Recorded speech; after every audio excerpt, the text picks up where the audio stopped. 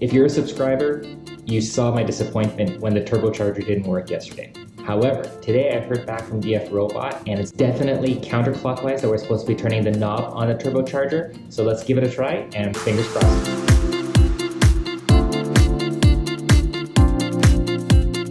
If we look at the input voltage here from the battery, it should be about 12.3, 12.5. So here is the input voltage. So there's our 12.5 right there. And now if I look at the output voltage from the turbocharger, we're getting 16.8 and 18.7. So we're getting there.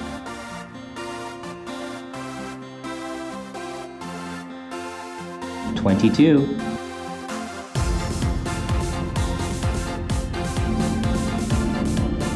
$24.3. Ladies and gentlemen, we have ourselves a turbocharger. Is that not wicked or what? Okay, so now we have the turbocharger nicely mounted. It actually only has one mounting hole, one mounting screw, but I managed to place it on a standoff, and it seems to be holding nicely. Mounted really just between the two roboclaws that it's going to be powering with its 24-volt output, and that's going through the relay board over at this end, which has one relay powering the board on, and then a separate relay taking the 24 volts over to the roboclaws. ROVer is a mess, once again, as you can see, but it's productive mess. I've run into a problem where I'm still getting an error light on the roboclaws when they're being powered at 24 volts, and I suspect that it has something to do with the fact that I'm trying to run the roboclaw logic at 24 volts, and that might be too high for them. So I've put out a question to the folks behind the roboclaws and to verify what the settings should be. What we could do in the meantime, we do have the new side infrared sensors mounted, and we've got those wired in.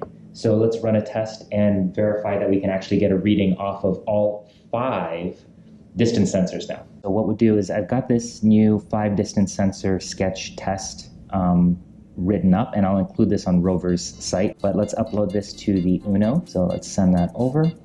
And what I'll do is I'll individually check the sensors and make sure that we're getting a reading back. Here we go. So basically here we're looking at the center, left, and right values.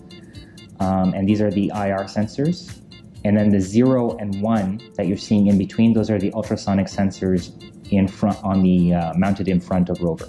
So here we've got ultrasonic down here, right here, and then we've got infrared center here, left here, and then right on the other side. So we're looking for a change in the IR distance left to begin with. So we're getting a reading of approximately 360, 400, thereabouts. So if I put my hand in front of the left sensor, we see that that's dropped to about 10. So that's working. And now if we do the same for the other side, which is reading somewhere around 160-ish, and if I put my hand there, we see that's dropped to about 10 as well. Now take my hand away, and it bounces back to 160. Center sensor as well. So it's reading at about 60 right now. If I put my hand in front, it's dropped to 20, 18, 14, so that's working. The ultrasonic sensor, number 1, I should label these better.